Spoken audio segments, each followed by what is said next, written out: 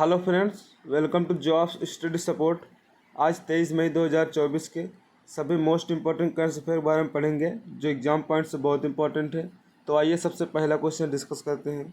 हाल ही में आधुनिक इतिहास में अपने सभी ग्लेशियर खोने वाला पहला देश कौन बन गया है? तो फ्रेंड्स, अपने सभी ग्लेशियर को खोने वाला पहला देश वेनेजुला बन गया है। तो इसका आंसर ऑप्शन बी हो जाएगा, वेनेजुला। वेनेजुला देश के बारे में जानकारी। वेनेजुला की राजधानी है कराकस। वेनेजुला के राष्ट्रपति हैं निकोलस मादुरो। वेनेजुला की मुद्रा है वेनेजुला बोलीवर। वेनेजुला की जनसंख्या है लगभग 3 करोड़ 2023 की जनगणना के अनुसार। वेनेजुला के पड़ोसी देश गुयाना, ब्राज़ील, कोलंबिया हैं। वेनेजुला 6 ग्लेशियर का घर हुआ करता था जो इंडीज पर्वत श्रृंखला में समुद्र तल से करीब 5000 मीटर की ऊंचाई पर स्थित है। यहाँ वर्ष 2011 तक उनमें से 5 ग्लेशियर गायब हो गए। आखिरी ग्लेशियर हम्बोल्ट के मामले में बताया गया कि अल नीनो की वजह से काफ़ी तेज़ी से पिघल गया है। तो फ्रेंड्स, अभी इसका आखिरी ग्लेशियर हम्बोल्ट ये भी पूरी तरह पिघल गया है। जैसा कि इमेज में देख सकते हैं, इसी तरह के ग्लेशियर होते हैं। ऐसे ही वेनेजुला में 6 ग्लेशियर थे। 5 ग्लेशियर 2011 में पिघल गए और अभी हाल ही में एक ग्लेशियर हम्बोल्ट ये भी पूरी तरह पिघल गया है। तो वेनेजुला के पास अभी कोई ग्लेशियर नहीं है। अगला क्वेश्चन देखिए। हाल ही में देश के खाद्य सुरक्षा नियामक FSSAI ने फलों को पकाने के लिए किस केमिकल को ना इस्तेमाल करने की चेतावनी जारी की है? तो फ्रेंड्स, खाद्य सुरक्षा नियामक FSSAI ने फलों को पकाने के लिए कैल्शियम कार्बाइड केमिकल का ना इस्तेमाल करने की चेतावनी दी है। तो इसका आंसर ऑप्शन डी हो जाएगा, कैल्शियम कार्बाइड। FSSAI ने खाद्य व्यवसाय से जुड़े कारोबारियों को सख्त चेतावनी दी है कि फलों को पकाने के लिए प्रतिबंधित कैल्शियम कार्बाइड का उपयोग न करें। अब आइए फ्रेंड्स जानते हैं कैल्शियम कार्बाइड से क्या नुकसान है।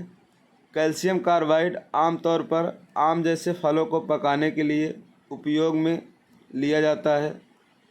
इस केमिकल से एसिटिलीन गैस उत्सर्जित होती है जिसमें आर्सेनिक और फास्फोरस के अंश होता है। इससे कैंसर होने का खतरा होता है। FSSAI ने बताया कैल्शियम कार्बाइड से कैंसर के अलावा चक्कर आना, बार बार प्यास लगना, जलन, कमजोरी, निगलने में कठिनाई, उल्टी और त्वचा के अल्सर आदि जैसे गंभीर स्वास्थ्य समस्याएं हो सकती हैं। तो इसीलिए फ्रेंड्स, FSSAI ने कैल्शियम कार्बाइड के उपयोग को प्रतिबंधित कर दिया है। जैसा कि इमेज में देख सकते हैं, इसी तरह से पाउडर में होता है कैल्शियम कार्बाइड। अगला क्वेश्चन देखिए। हाल ही में किस इंटरनेशनल कोर्ट के चीफ अभियोजक ने इजराइल के PM, रक्षा मंत्री, हमास नेताओं के लिए गिरफ्तारी वारंट की मांग की है? तो friends, international criminal court ICC ने इंटरनेशनल कोर्ट के चीफ अभियोजक ने इजराइल के PM, रक्षा मंत्री, हमास नेताओं के लिए गिरफ्तारी वारंट की मांग की है। तो इसका आंसर ऑप्शन बी हो जाएगा, international criminal court ICC। ICC का फुल फॉर्म है इंटरनेशनल क्रिमिनल कोर्ट। इसका मुख्यालय द हेग, नीदरलैंड में है। इसके प्रेसिडेंट टोमोको अकाने हैं और इसकी स्थापना 1 जुलाई 2002 में हुई थी। यह court international treaty, Rome statute of the international criminal court के तहत बना, जो 17 जुलाई 1998 को साइन किया गया था। सदस्य देश, इसमें 123 सदस्य देश हैं। इनमें से 31 देश ऐसे हैं जिन्होंने रोम समझौता पर दस्तखत तो किए लेकिन इसे मान्यता नहीं दी। अमेरिका, रूस, यूक्रेन इन 31 देशों में शामिल हैं। इसीलिए ये ICC देश के सदस्य नहीं हैं। और फ्रेंड्स, भारत और चीन ने रोम संधि पर हस्ताक्षर नहीं किए। इसीलिए आईसीसी देश के सदस्य नहीं है।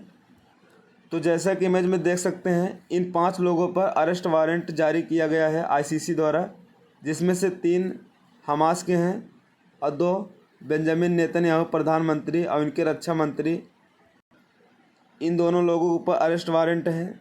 आपको बता दें फ्रेंड्स, आईसीसी के सपोर्ट में फ्रांस देश है, लेकिन अमेरिका इसका पूरी तरह से विरोध कर रहा है। इस प्रश्न को आप याद रखिएगा। अगला क्वेश्चन देखिए फ्रेंड्स, हाल ही में बैंकॉक पर समुद्र में डूबने का खतरा क्यों मंडरा रहा है और थाईलैंड राजधानी बदलने पर विचार कर रहा है? तो फ्रेंड्स, बैंकॉक पर समुद्र में डूबने का खतरा समुद्र के बढ़ते जलस्तर की वजह से है, तो इसका आंसर ऑप्शन बी हो जाएगा। इसी की वजह से थाईलैंड अपनी राजधानी बदलने का विचार कर रहा है। अभी फ्रेंड्स, थाईलैंड की राजधानी बैंकॉक है। अब देखिए फ्रेंड्स, थाईलैंड दक्षिण पूर्वी एशिया में एक देश है। इसकी राजधानी बैंकॉक है।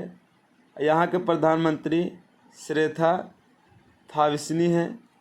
यहाँ की मुद्रा थाई बाट है। इसकी पूर्वी सीमा पर लाओस और कंबोडिया और दक्षिणी सीमा पर मलेशिया और पश्चिमी सीमा पर म्यांमार देश है। फ्रेंड्स, इसी समुद्र के जलस्तर के बढ़ने के कारण इंडोनेशिया अपनी राजधानी जकार्ता से बदलकर नूसातारा नई राजधानी बना लिया है। ग्लोबल वार्मिंग की वजह से सभी ग्लेशियर पिघल रहे हैं, इसीलिए फ्रेंड्स समुद्र का तल धीरे धीरे ऊपर की तरफ बढ़ रहा है और यही समुद्र का बढ़ता जलस्तर पूरी दुनिया के लिए बहुत खतरा होगा। अगला क्वेश्चन देखिए, हाल ही में विश्व आर्थिक मंच WEF द्वारा प्रकाशित यात्रा एवं पर्यटन विकास सूचकांक 2024 में भारत की रैंक क्या है? तो फ्रेंड्स, विश्व आर्थिक मंच WEF द्वारा प्रकाशित यात्रा एवं पर्यटन विकास सूचकांक 2024 में भारत की रैंकिंग 39वां स्थान है, तो इसका आंसर ऑप्शन बी हो जाएगा 39वां। यात्रा और पर्यटन विकास सूचकांक 2024 TTDI ने 21 मई 2024 को विश्व आर्थिक मंच द्वारा प्रकाशित किया गया। TTDI 2024 पर भारत की रैंक सुधरकर 39वें स्थान पर पहुंच गई है, जो दक्षिण एशिया और निम्न मध्यम आय वाली अर्थव्यवस्थाओं में सबसे अधिक है। अब देखिए फ्रेंड्स, TTDI का फुल फॉर्म है ट्रैवल टूरिज्म डेवलपमेंट इंडेक्स, जिसमें भारत की रैंकिंग सुधरकर 39वें स्थान पर आ गई है। तो इस प्रश्न को आप याद रखिएगा। अगला क्वेश्चन देखिए, हाल ही में अंतर्राष्ट्रीय जैविक विविधता दिवस कब मनाया गया है? तो फ्रेंड्स, अंतर्राष्ट्रीय जैविक विविधता दिवस 22 मई को मनाया जाता है, तो इसका आंसर ऑप्शन सी हो जाएगा 22 मई। जैसा कि इमेज में देख सकते हैं, 22 मई को इंटरनेशनल बायोडाइवर्सिटी डे मनाया जाता है। यह दिन मूल रूप से 29 दिसंबर को चिन्हित किया गया था, लेकिन संयुक्त राष्ट्र महासभा ने 2000 में इसे 22 मई को मनाने का विकल्प चुना। यह तारीख विशेष महत्व रखती है क्योंकि यह जैविक विविधता पर कन्वेंशन और ब्राज़ील के रियो डी जनेरिया में पृथ्वी शिखर सम्मेलन को अपनाने की याद दिलाती है।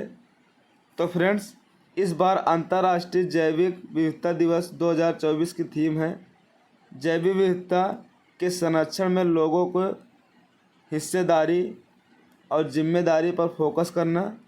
और फ्रेंड्स, अंतर्राष्ट्रीय जैविक विविधता साल 2023 में इस दिन की थीम थी from agreement to action build back biodiversity. तो इस प्रश्न को आप याद रखिएगा फ्रेंड्स। अंतर्राष्ट्रीय जैव विविधता दिवस 22 मई को मनाया जाता है। इसी तरह मई 2024 के इम्पोर्टेंट डेज देखिए। 1 मई को विश्व मजदूर दिवस मनाया जाता है।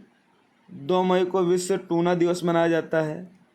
3 मई को विश्व प्रेस दिवस मनाया जाता है और अंतर्राष्ट्रीय तेंदुआ दिवस मनाया जाता है। 4 मई को अंतर्राष्ट्रीय अग्निशामक दिवस और कोयला खनिज दिवस मनाया जाता है।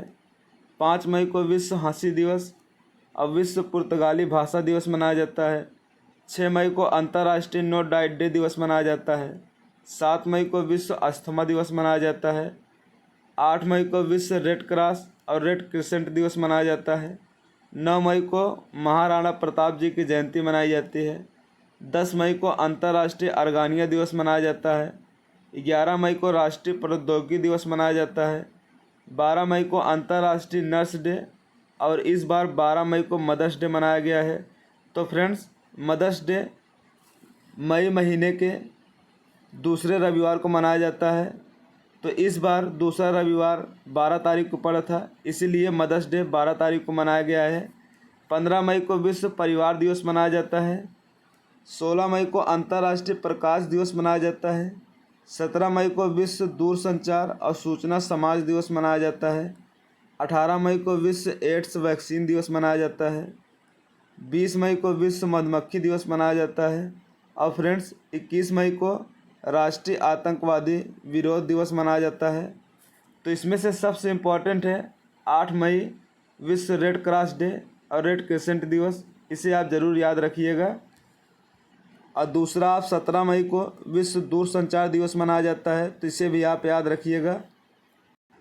अगला क्वेश्चन देखिए, हाल ही में किस महिला टेनिस खिलाड़ी ने इटालियन ओपन 2024 का खिताब जीता है? तो फ्रेंड्स, ईगा स्विटेक महिला टेनिस खिलाड़ी ने इटालियन ओपन 2024 का खिताब जीता है।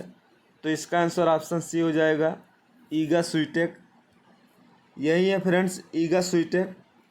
पोलैंड की ईगा स्विटेक ने 18 मई 2024 को अपना तीसरा इटालियन ओपन खिताब जीता।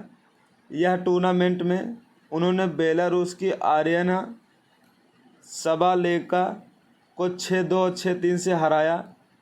यह ईगा स्विटेक के करियर का 21वां खिताब है, वहीं तीसरा इटालियन ओपन खिताब जीता।